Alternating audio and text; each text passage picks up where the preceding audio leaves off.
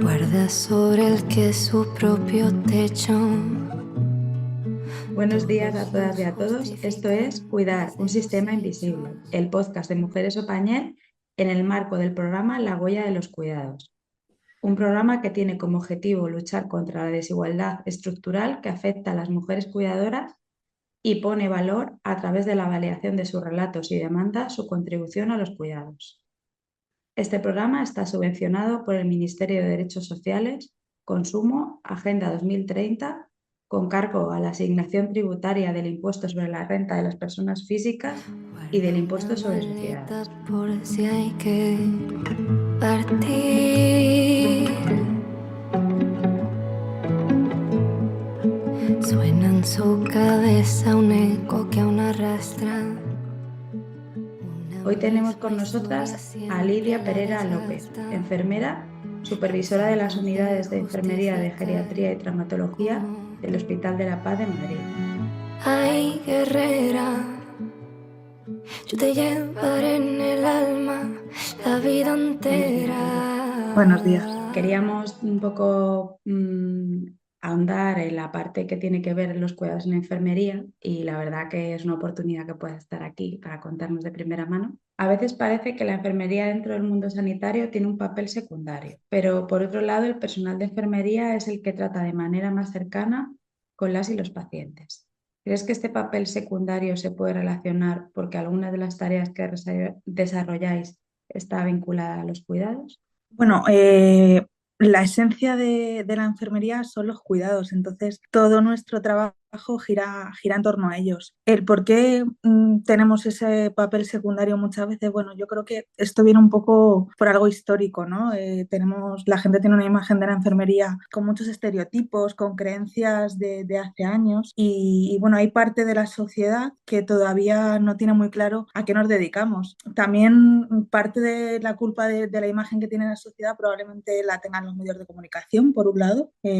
Siempre que se habla en los medios de comunicación, sobre todo en ciertos momentos del año, se habla mucho de la falta de médicos, de que no hay médicos, pero se habla muy poco de la falta de enfermeras que hay y tenemos un déficit enorme. Cada año es más complicado conseguir profesionales de enfermería en determinadas épocas del año, por no hablar de los ratios en los que nos manejamos nosotras, que si más adelante tenemos la oportunidad hablaremos también de ello. Y por otro lado, las películas, ¿no? Las series de televisión, donde pocas veces se ve la realidad nuestra y donde la imagen de la enfermera es la de una ayudante al médico, puro y duro, ¿no? O un profesional que al final realiza tareas delegadas por otros profesionales, pero como que no tiene autonomía, ¿no? Y esa no es nuestra realidad. En parte, culpa de que esta imagen se mantenga, creo que también es de los profesionales de la enfermería, que no reivindicamos realmente nuestro papel y no reivindicamos que esa imagen cambie, ¿no? La sociedad tiene muy claro qué hace un médico, pero no tiene nada claro lo que hacemos nosotras, ¿no? Entonces, bueno, creo que sí que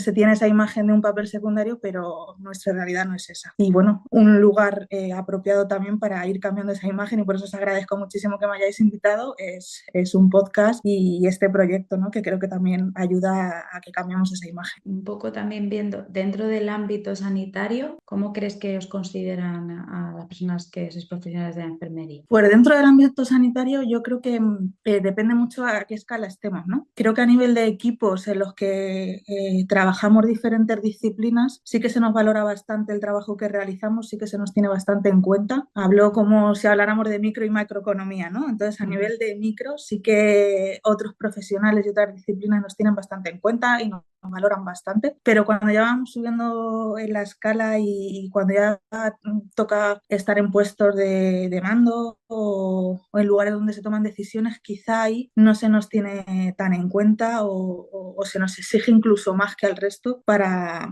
sentir que sí que valemos para ello, ¿no? Entonces creo que a nivel macro no se nos valora tanto en el ámbito sanitario, pero sí que a nivel micro se nos tiene muy en cuenta. Solo hay que pensar que, por ejemplo, no hay muy poquitas enfermeras que sean gerentes de hospitales o que estén dirigiendo programas a un nivel de salud pública importante, ¿no? Ahí creo que es donde faltan todavía figuras de enfermeras y por eso creo que no se nos valora del todo a esos niveles porque no se nos tiene tan en cuenta ni presentes ahí. Y un poco para entender, porque no estamos hablando de las funciones de la enfermería, para saber un poco cuáles serían vuestras funciones dentro de una intervención sanitaria, o sea, del desarrollo profesional sanitario. Pues desarrollamos diferentes funciones.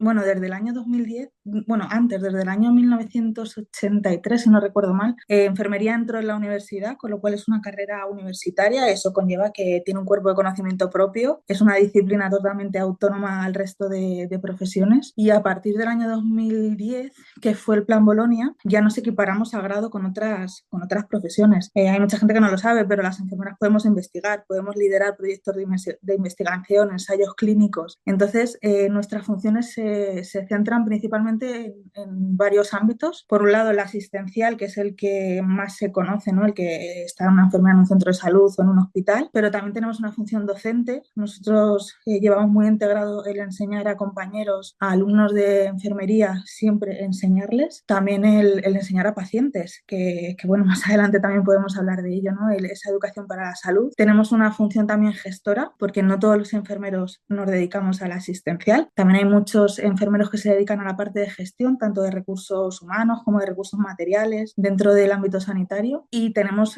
por último, esa última función que ya hemos adquirido con el Plan Bolonia, que es la función de investigación. Entonces son los 4 campos en los que trabajamos. Y dentro de los campos que has planteado, ¿cuáles crees que estarían más vinculados a los cuidados? Como cuidadores directos, probablemente sea el asistencial y el de investigación, ¿no? Al final, cuando hacemos investigación, también estamos evaluando esos cuidados que estamos dando, si realmente están sirviendo o hay que cambiar la manera en la que estamos trabajando. Y en cuanto al asistencial, pues es quizá donde más impacto tengan esos cuidados, ¿no? Más que la parte de gestión al final. Lo que trabajamos más es por tener los recursos necesarios para poder dar esos cuidados de calidad, tanto en forma de recursos humanos, personal, como material, ¿no?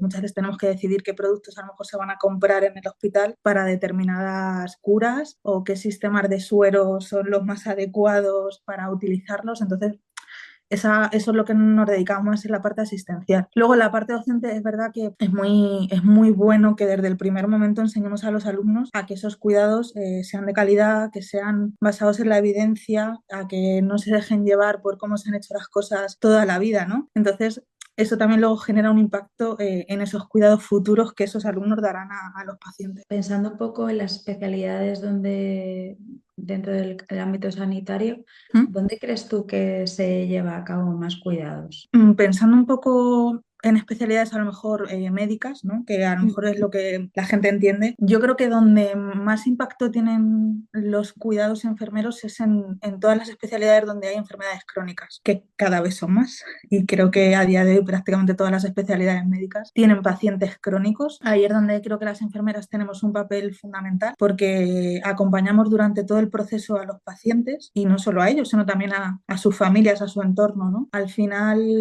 el objetivo un poco con el paciente crónico es que conozca su enfermedad, que sepa manejarla, al final que sea casi más experto que tú en la propia enfermedad. Y si es un paciente dependiente, que el cuidador principal, ya sea uno o dos los que tengan su entorno, ¿no? Pues también sean expertos, ¿no? Y empoderar de alguna manera al paciente para que él pueda tomar las decisiones y pueda manejar su salud sin tener que depender de un sistema sanitario. Entonces creo que ahí es donde más papel y donde más crucial puede ser nuestra intervención con un paciente enfermo. Y desde tu experiencia, ¿qué tal se toma en este caso así los pacientes e incluso la familia, ¿no? esa manera de darles agencia, de que entiendan, de que decidan? Es un trabajo largo, es muy a medio largo plazo, depende también muchísimo de la enfermedad, ¿no?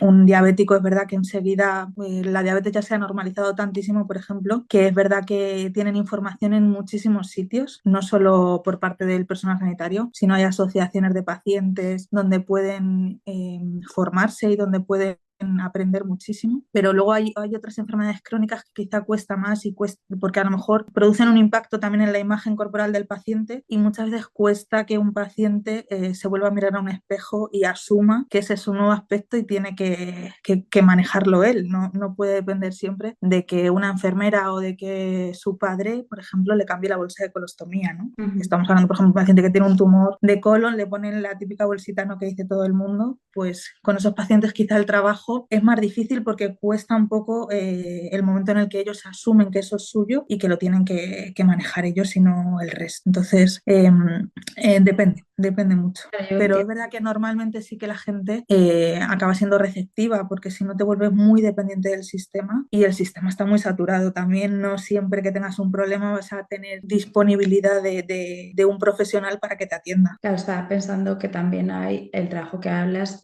se entrecruza los cuidados, lo que diríamos más materiales, no sé si decirlo así, o más físicos, con los cuidados emocionales psicológicos, ¿no? Como que también vuestro, en este caso, el aprendizaje o el acompañamiento que hacéis tiene mucho de emocional, entonces entiendo que eso también tenéis que estar actualizando, ¿no? Como esa parte constantemente para ver cómo se puede ir mejorando, o bueno, no sé cómo desde la perspectiva, ¿cómo lo ves tú? Creo que una parte de lo que la gente a lo mejor no conoce de los cuidados de enfermería es que no nos limitamos solo a la parte física de los cuidados. Nosotros siempre tenemos una visión muy holística del paciente en la que incluimos, por supuesto, el entorno e incluimos a la familia en todo esto. O sea, no, a diferencia de otras disciplinas, que no es que yo las critique, para nada las quiero criticar, al final un médico, un cirujano, en lo que se centra en su cirugía, probablemente lo hará estupendamente, te operará, te salvará la vida, pero una vez que sales del quirófano, entre comillas, dejas de ser su paciente, ¿no? Y pasas a formar parte de otra red. Ahí es donde estamos las enfermeras, ¿no? Que somos un poco las que te vamos a cuidar, las que vamos a ver que no tengas dolor, las que vamos a preocuparnos de qué estás pensando, por qué estás pensando eso, por qué crees que no vas a poder, qué te pasa con tu familia, que a lo mejor cuando viene te alteras más y el resto del tiempo estás más tranquila, ¿no?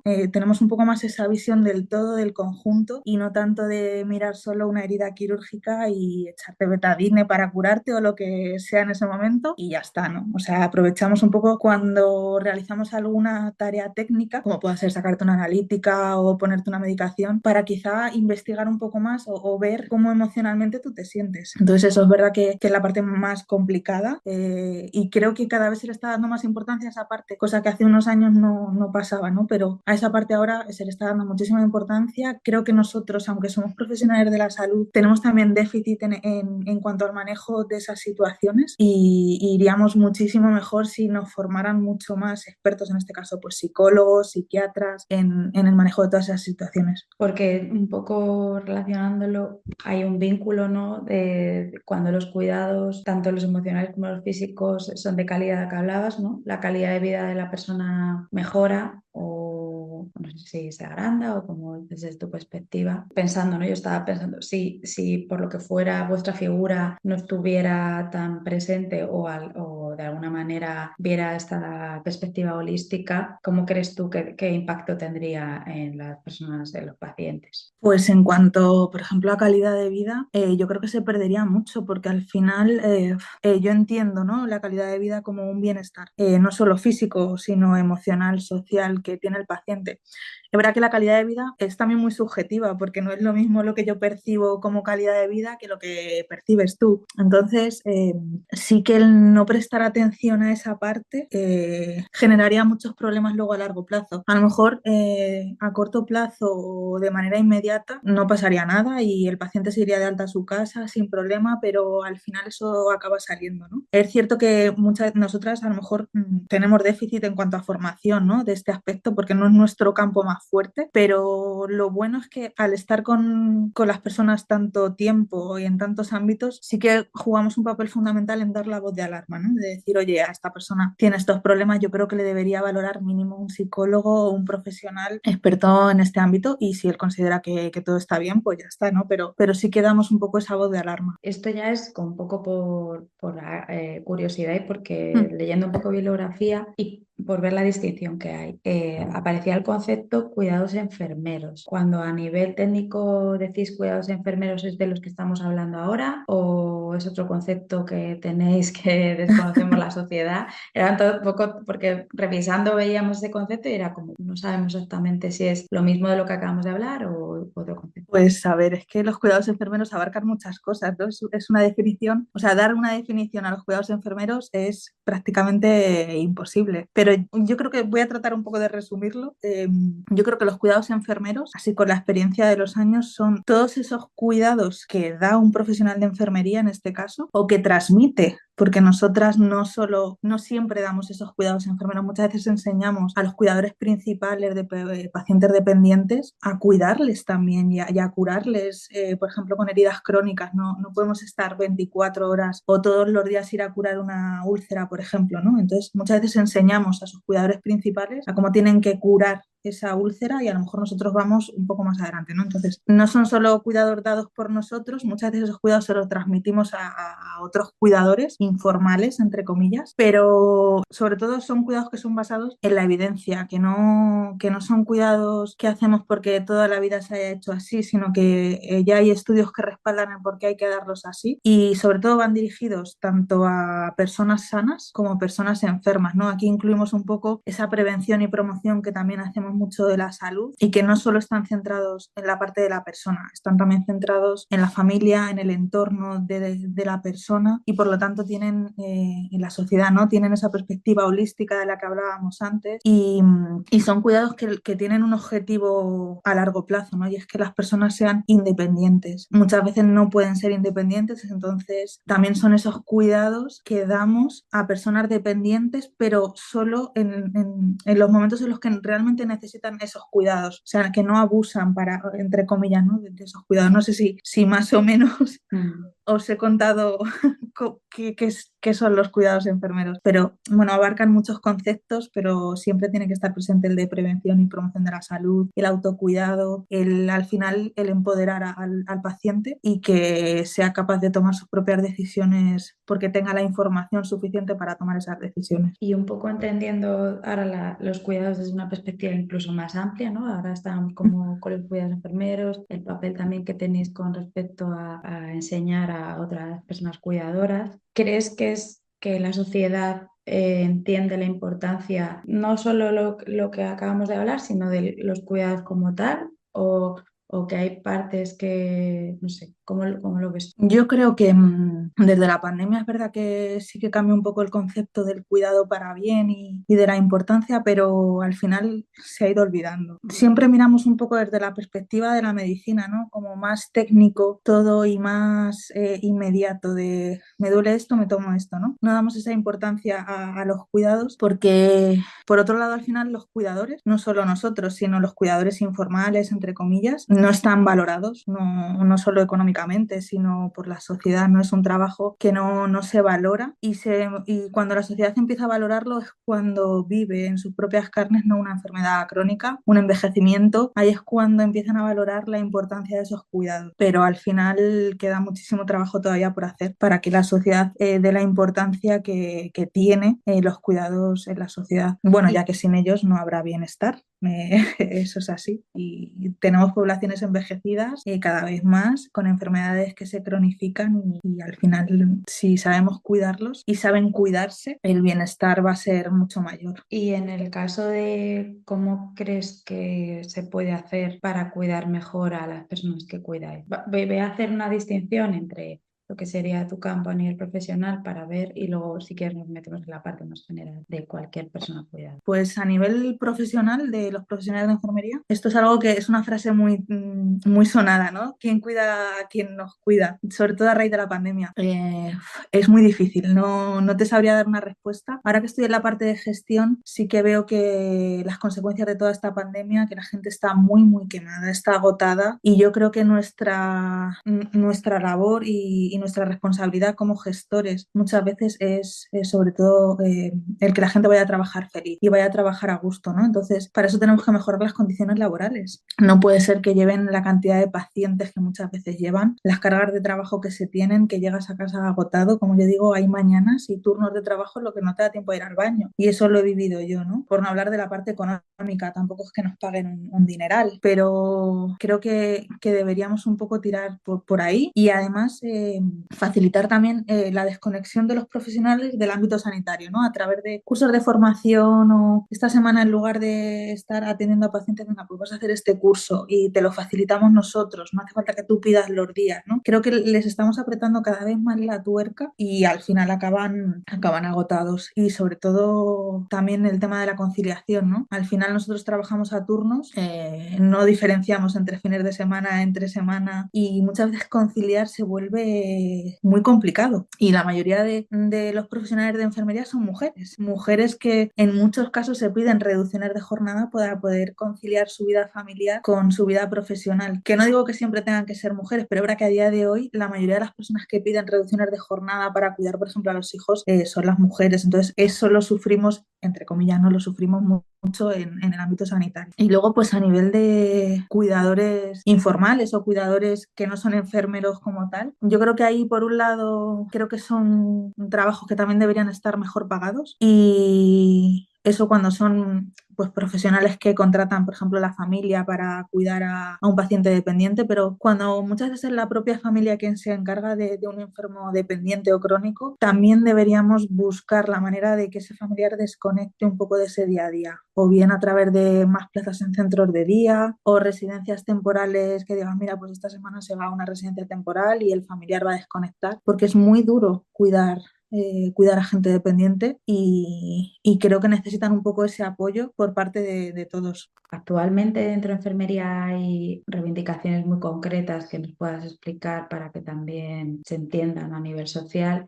Porque yo, claro, yo según ibas diciendo, que nosotros somos del mundo de la intervención, que a su vez también estamos bastante pauperizadas en algunos aspectos. Entonces, dando eso y lo que hablaba, ¿no? Las cuidadoras profesionales, pero que no entran dentro del todo en el ámbito sanitario, tienen unas condiciones que hasta hace nada no tenían ni paro. O sea, bueno, cómo de alguna manera explicar, ¿no? Porque yo creo que al final, históricamente también, lo que acabas de decir tú, yo creo que lo has explicado muy bien para que nosotros podamos empatizar y entender un poco, pero también existe, ¿no? Como que la gente que trabajáis en el ámbito sanitario, bueno, estáis en una situación excelente, os pagan los extras de los turnos, bueno, como no, son cosas que además es una narrativa que existe en la sociedad. Pero yo, vamos, me imagino que hay cosas muy concretas dentro del mundo de la enfermería que no sé si nos puedes, más allá de las que ya has planteado, si hay alguna más o algo que, no sé, que quieras recalcar. Actualmente la mayor reivindicación que hay a nivel de colectivo es el de la eliminación de las subcategorías a nivel profesional, ¿no? Desde que comenzamos con el Plan Bolonia todos nos equiparamos a grado, pero es verdad que la ley de ordenación de profesionales sanitarios, de profesiones sanitarias, no se ha actualizado y ahí todavía nos hablan de diplomados y licenciados. Entonces, nosotros pertenecemos a una categoría A2, con lo cual tenemos por delante a otras categorías profesionales que a nivel universitario están a nuestro mismo nivel. Por eso estamos exigiendo el nivel A1 o bien que se eliminen los niveles y simplemente haya un nivel A único para todos los que nos incluimos en esa categoría. Esto supone para nosotras, entre otras cosas, un incremento económico. Entonces, sí que reivindicamos un poco eso. Nuestros salarios, no sé que la gente se piensa que los tenemos muy altos, pero de verdad que no tenemos sueldos para nada desorbitados. Se tiene que pensar también que trabajamos festivos, noches, o sea que al final a nosotros muchas veces lo que nos sube la nómina es precisamente trabajar en esos turnos. Por otro lado, otra de las reivindicaciones que tenemos es el tema de los ratios con los que trabajamos. Queremos equipararlos a lo que tienen en Europa. Al final, en Europa, no sé si son 44 enfermeras se gradúan por cada 100.000 habitantes y aquí en España son 23. No está habiendo un relevo de la profesión que a largo plazo lo notaremos. Entonces, es verdad que no podemos estar trabajando en un turno como lo he vivido yo, o sea, que no es algo que me cuenten ni que salga en los medios. Yo durante un turno de noche llevaba 20 pacientes. 20 pacientes que están muchos recién operados, son pacientes que al final no están en unas condiciones óptimas y como yo decía, si se paran dos pacientes, ¿a quién voy? ¿No? Si dos pacientes se ponen malos, ¿a quién salvo? Entonces, es verdad que esos ratios hay que bajarlos. No puede ser que una enfermera lleve tantísimo paciente porque al final dejas de atender partes importantes del paciente, ¿no? Sobre todo, nosotras al final dejamos de atender la parte emocional porque es a la que menos importancia, entre comillas, le puedes dar en un momento dado. Te vas a controlar el dolor, a que esté tranquilo. Entonces, es verdad que también peleamos mucho por esos ratios. También por el tema de bajar de una vez en todas las comunidades autónomas la jornada laboral a 35 horas semanales, que es como tienen muchas comunidades, entre ellas Castilla-La Mancha. Y por otro lado también tenemos el tema de las especialidades, que mucha gente no sabe que existen especialidades en enfermería, pero es verdad que no acaban de desarrollarse como deben de desarrollarse y no acaba de darse el número de plazas de especialista que deberían darse, ¿no? Más o menos suelen salir unas 1.200, 1.300 plazas de especialistas al año. Estas plazas tú optas a ellas a través de leer, como si fuera un MIR, pero de enfermería. Y hay poquísimas plazas, a lo mejor de matrona salen 400 plazas al año, de enfermería familiar y comunitaria, que es una especialidad por la que debería apostarse muchísimo, porque al final es la que está trabajando sobre todo con la comunidad y con los pacientes crónicos. Salen también poquísimas plazas, 700 a lo mejor al año de residentes, y luego encima no se respetan las bolsas de especialistas, y eso también es un problema que queremos solucionar. Y por otro lado, así yo creo que como última reivindicación, el tema de que enfermería esté presente en los puestos de mando y de decisiones en cuanto a sanidad. O sea, no puede ser que pocas veces se llame a una enfermera en esos puestos cuando nosotras tenemos muchísimas cosas que decir porque estamos en todas partes. Entonces vemos todo. Es verdad que yo creo que en el día a día seguimos con narrativas antiquísimas, y como no tengas alguien cercano que te lo vaya explicando es difícil, ¿no? De esa parte. También yo creo que no es una de las cosas que también hemos ido reflexionando. Las personas que cuidan, claro, nosotras hemos hablado tanto de familiares, o sea, lo que antes has planteado como las cuidadoras informales, que no son tan informales, pero sí las profesionales, y en este caso en enfermería, ¿no? Los profesionales de la enfermería, tienes la vida de alguien en tus manos, y esa parte se nos olvida. O sea, como yo lo pongo aquí porque también es una de las cosas que hemos ido aprendiendo a lo largo de este proyecto, y de la importancia, ¿no? que hay que darle también, que yo creo que nos hemos quedado un poco con si te operan o no te operan, ahí es, ¿no? La parte de la vida, pero que los cuidados estén bien hechos, aparte de que te dé calidad de vida, también hay veces es que la medicación esté bien pautada, que la persona que te la esté, o sea, quiero decir que hay muchísimas cosas que la vida está totalmente vinculada a que ellos se esté dando bien. Entonces, sí que creo que esa es la parte que a veces se nos escapa, ¿no? A nivel social, de decir, oye, que esto no es solo pues eso, ¿no? Lo que te diga la médica o el médico. Con respecto a un poco a lo que has planteado, ¿cómo crees que la sociedad puede apoyar todas vuestras reivindicaciones? ¿Qué podemos hacer como sociedad?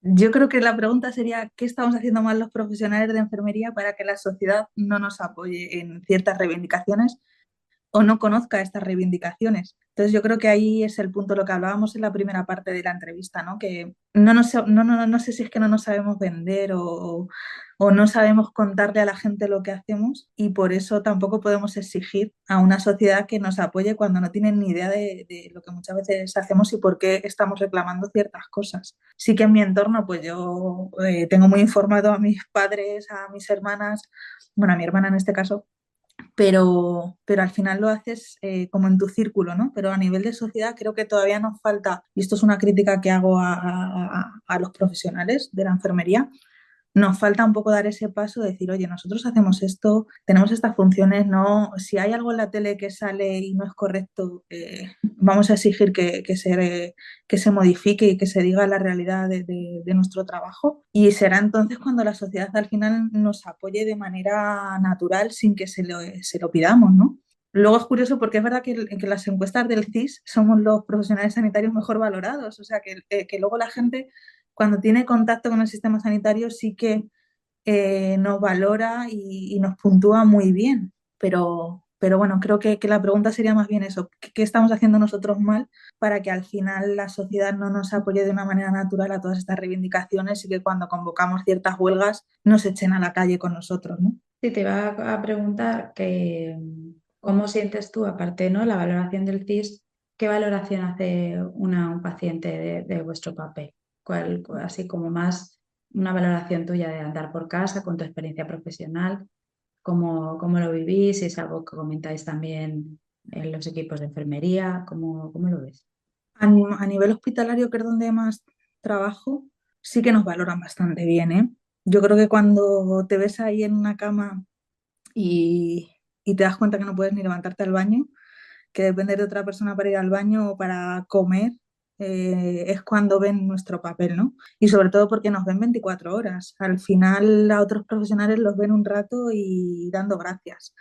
Entonces ven que estamos ahí, que siempre pueden acudir al mostrador de las unidades y alguien les va a atender. Entonces, mi sensación es que sí que nos valoran bastante y es cuando le ven las orejas al lobo, ¿no? Cuando se dan cuenta realmente lo que hacemos. Pero bueno, es una pena que tengan que esperar a ese momento para realmente darse cuenta de que nuestro papel es crucial dentro del sistema sanitario. Y te quería preguntar un poco, porque también es verdad que nos crea mucha curiosidad saber, ¿no? Como el día a día a nivel profesional. eh, en este caso, como tú planteas, ¿no? Tu mayor experiencia es en hospitales. eh, un día a día tuyo, aunque si quieres, como has estado en la parte asistencial y has estado como supervisora, pues si quieres hacer la distinción o el día a día actual, más o menos, ¿cómo sería? Pues a ver, a nivel asistencial es muy variable. O sea, es verdad que tenemos una rutina, entre comillas, pero nunca sabes lo que te vas a encontrar cuando vas a trabajar. Normalmente de lunes a viernes, que es cuando están todos los profesionales en el hospital, suelen ser turnos muy caóticos porque al final viene todo el mundo, no estamos entre comillas organizados de tal hora a tal hora viene el cirujano, de tal hora a tal hora viene el rehabilitador, ¿no? O sea, esto te lo vas encontrando según sales al pasillo, tú vas viendo que la gente entra y sale en las habitaciones y vas un poco enterándote de cómo va evolucionando el paciente. También depende mucho de cuántos días lleves trabajando, porque normalmente cuando empiezas coges unos pacientes y los llevas durante hasta que libras, más o menos, ¿no? Es lo que solemos hacer. Entonces, no es lo mismo llegar el primer día que tienes que hacer a lo mejor esa primera evaluación de los pacientes, leértelos, ver por qué están ingresados y conforme van avanzando esos días, que ya los conoces, ya sabes cuándo te van a pedir un calmante, ya sabes cómo le gusta ponerse el pijama o sea, detalles que luego el paciente valora, ¿no? Entonces es verdad que el día a día es muy caótico, sobre todo de lunes a viernes es muy impredecible también. Y los fines de semana suelen ser más tranquilos porque ya no hay tantos especialistas en el hospital, puedes dedicarle más tiempo al paciente, a sentarte, a hablar con él. Pero normalmente hacemos un poco sota, caballo y rey, ¿no? El llegar, ves qué pacientes tienes, te pones a preparar la medicación, repartes la medicación. Si hay que hacer alguna cura en ese momento, pues la haces, ayudas al paciente y al auxiliar al tema del aseo, a levantar. Yo te hablo sobre todo de una planta quirúrgica, ¿no? Que es en la que estoy. Te paras un poquito a hablar con el paciente, sobre todo cuando vas a tomar las constantes, es cuando puedes pararte un poco a hablar con él, miras si tiene alguna prueba ese día, que tenga que ir en ayunas o que tengas que estar un poco pendiente de los resultados. Y es un poco lo que hacemos. Luego de repente la mañana puede cambiar porque uno se pone malo y entonces dejas de hacer todo lo que estabas haciendo y te centras en esa persona y a lo mejor estás horas con esa persona y ahí es donde tienes a tus compañeros que se quedan atendiendo a tus pacientes mientras tú estás con el que está peor. Pero es verdad que es un trabajo muy, dentro de nuestra rutina, es un trabajo muy impredecible. ¿Y cómo priorizáis? Porque ahora que decías, ¿no? Un poco surge una urgencia o ha pasado algo con algún paciente, ¿cómo priorizáis? ¿Cómo lo hacéis? Pues a ver, lo prioritario siempre es el paciente, eso está claro. Entonces, según llegas, si te tocan un timbre de un señor que tiene dolor, pues tu prioridad es ese dolor, ¿no? Pero la priorización creo que es lo más difícil, ¿no? De nuestro trabajo, el saber si voy primero a tomar constantes, si pongo primero la medicación, si hay este paciente que le veo y no me gusta la cara que tiene, si quiero pasarme primero por la habitación. Entonces, eso es lo más complicado y eso creo que te lo da la experiencia y los años cuando vas trabajando, ¿no? Según tú vas evolucionando como enfermera y te vas enfrentando a determinadas situaciones, ya aprendes a priorizar. Pero algo que tenemos que tener muy claro, sobre todo en el hospital, es que nosotros somos un turno continuado. Me refiero que lo que a mí no me dé tiempo, viene un compañero detrás que lo puede terminar. Creo que lo prioritario tiene que ser primero el paciente, el que esté bien, porque si un paciente está mal, pues ya te tienes que ir a atenderle. En el caso de una planta quirúrgica, pues que haya dolor. O sea, si un paciente tiene dolor, hay que quitar ese dolor. Si un paciente quiere ir al baño y no puede porque le han operado de la cadera y no se puede mover, pues al final también eso tiene que ser un poco prioritario, esos cuidados básicos. Pero priorizar a qué vas primero o decir, no, pues es que a primera hora lo que hay que hacer es esto. Es que no siempre es así, va a depender muchísimo del profesional y cada uno prioriza un poco a su criterio, pero hay cosas que hay que tener muy claras. En el caso de las plantas quirúrgicas, por ejemplo, a primera hora de lunes a viernes, lo que hay que tener muy claro es que los pacientes que van a quirófano tienen que estar preparados, porque si no las cirugías se pueden cancelar. Entonces, bueno, por ejemplo, entonces no sé si con eso respondo un poco Sí, o a... sea, no, eran simplemente conocer un poco también, ¿no? Como ponernos en vuestra piel para entender un poco la dificultad que puede haber o cómo simplemente manejáis.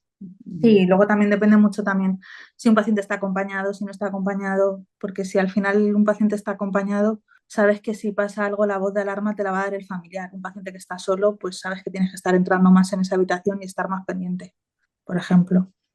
Y un poco, ¿qué es lo que tú destacarías como más satisfactorio de tu labor, de tu trabajo? Esta pregunta la verdad es que es difícil. Rara, también te Sí, digo, porque cuando la planteábamos, al final es un poco, ¿no? Pues, ¿qué es la parte, no sé si, pues, que a lo mejor sabemos perfectamente lo que se entiende por una profesión vocacional sí, y ese tiene su, depende de cómo se mire, ¿no? Porque lo de la sí, vocación a veces se confunde, como es sí, vocación, no. no te pago, sí. Sí, sabemos de lo que hablamos también nosotras, entonces no quería ser tanto desde esa perspectiva, porque es verdad que el trabajo es un trabajo es un trabajo y los cuidados que hemos hablado tienen mucho trabajo, ¿no? Y en este caso, pues igual, la enfermería es un trabajo. ¿Qué sería la parte que a lo mejor crees que puede ser a veces más dulce o más gratificante? No sé, un poco más desde ahí, entendiendo que estamos en un contexto laboral, que hay cosas que a veces van bien y a veces no van bien, aun siendo la misma situación, o sea que entendemos Mm. todo ese contexto. Yo creo que, pues mira, cuando una persona a lo mejor, por un lado, ¿no? Hablando de pacientes, cuando un paciente se va a su casa y ves que se va tranquilo, para mí eso es satisfactorio decir, oye, pues hemos hecho bien nuestro trabajo, porque no tiene dudas ni con el tratamiento, ni con los cuidados, ni cómo se tiene que manejar en casa, ni cuándo tiene que volver al hospital. O sea, está todo como muy aclarado. Entonces, un paciente que se va tranquilo, para mí, ya digo, oye, pues hemos hecho bien nuestro trabajo, ¿no? Y luego, aunque no te lo creas, yo cuando más satisfactorio noté que era mi trabajo fue durante la pandemia. Fueron los peores meses de mi vida, pero a la vez fue cuando más útil me sentí y cuando más, entre comillas, entenderme, ¿no? Lo disfruté porque fue cuando más trabajo en equipo tuve. Y a mí trabajar en equipo me encanta y durante esos meses creo que fue cuando más trabajo en equipo se hizo dentro del hospital.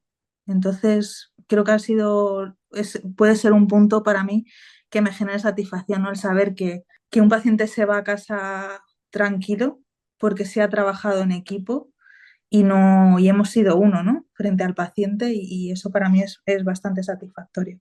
En cuanto al ámbito hospitalario, ¿no? Probablemente en atención primaria te digan otra cosa o en investigación, pero a mí es lo que más satisfacción me da. Y lo más complejo, ¿qué es lo que crees que para Pues ti? lo más complejo es cuando siento que no llego donde tengo que llegar, ¿no? Eso quizás sea lo más complejo. Eh, y sobre todo cuando ves sufrir y no das con la tecla de cómo aliviar ese sufrimiento. Por desgracia pasa y aunque muchas veces se intenta evitar, pero no solo el que sufra el paciente, cuando ves a familiares que están sufriendo, depende, ¿no? Del tipo de sufrimiento, ¿no? Porque muchas veces, como pasa en geriatría, ¿no? Que los pacientes llegan y se desorientan. Claro, tú llegas a ver a tu padre y de repente no te reconoce, está agresivo. Es un síndrome confusional agudo que es muy frecuente, que nosotras lo tenemos súper interiorizado y es verdad que tratamos de tranquilizar a los familiares, pero entiendo que ellos no estén tranquilos porque no están reconociendo a su padre en ese momento y están angustiados y están sufriendo. Ese sufrimiento más o menos lo manejas porque al final ellos ven que forma parte un poco del ingreso y que no es algo que se vaya a quedar ahí, ¿no? Pero cuando es otro sufrimiento, sobre todo cuando llegan al final de la vida, ¿no? Que a veces cuesta tomar la decisión de decir hasta aquí y vamos a hacer que no sufra, que esté tranquilo, sobre todo que esté acompañado. Yo es lo que creo que más me hace pasarlo mal, ¿no? El que un paciente que esté en situación de últimos días y que no esté acompañado. A mí ese sufrimiento creo que lo sufro yo, ¿no? Pero lo paso muy mal y para mí eso es muy complejo y, y creo que es la parte que más me cuesta, ¿no? El ver ese tipo de situaciones. Y luego, sobre todo, cuando te toca estar al otro lado y ser tú la paciente, creo que eso también para los que nos dedicamos al mundo sanitario es muy complejo porque cambiar el papel muchas veces es complicado, pero sí, creo que esa parte también es muy compleja para nosotras. No sé si querrías decirnos algo más o algo, porque más o menos te hemos ido preguntando un poco lo que teníamos planteado y si hay algo que te gustaría destacar o de vuestro papel. Bueno, un poco lo que hemos hablado, ¿no? Yo con esto, si la gente más o menos ha cambiado un poco su perspectiva de la enfermera y el enfermero, porque también hay muchos enfermeros, pues por mí genial, o sea, era un poco el objetivo, el que vean que al final no solo somos acompañantes o no solo realizamos técnicas, no somos secretarios o secretarias, sino que estamos, que vamos más allá, somos una disciplina que puede trabajar de una manera autónoma sin necesidad de que otras le digan nada. Es verdad que trabajamos muy en conjunto con otras disciplinas, pero nosotras también podemos ser perfectamente autónomas y eso quiero que la gente también pues lo sepa, ¿no? De hecho, tú en el centro de salud te puedes citar con la enfermera sin necesidad de que te vea ningún otro profesional y puedes ir a la enfermera y contarle muchísimas cosas y exponerle problemas que probablemente los sepa resolver y sepa ayudarte. Entonces, bueno. Pues nada, muchísimas gracias, Lidia. La verdad que ha sido un placer. Vamos, hemos aprendido nosotros, así que esperamos que también pues las personas que escuchan este podcast puedan entender muchísimo mejor vuestra figura, un poco también las reivindicaciones y que entiendan, pues de alguna manera, cómo poder hacer que la profesión mejore, ¿no? Y que la situación de la profesión mejore. Más bien, entonces, pues nada, aparte de eso, vamos a aprovechar para que, aparte de escuchar este podcast, pues que puedan meterse en la página web que se llama lahuelladeloscuidados.es y ahí hay un fanzine donde algunos de los datos que has dado sobre también que no es algo ajeno, ¿no? Lo que pasa en enfermería, de que al ser una profesión feminizada, pues las mujeres también Bueno, tenemos como esa parte, ¿no? De cuidar también por la parte personal.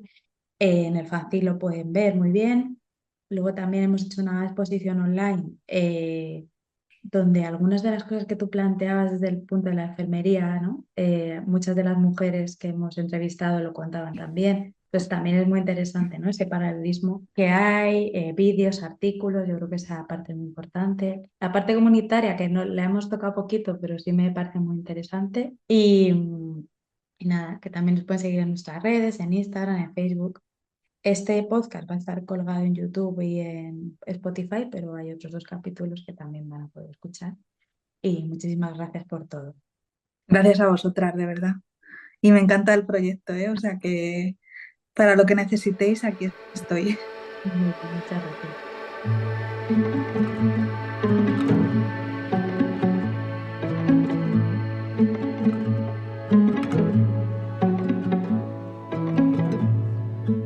Guarda sobre el que su propio techo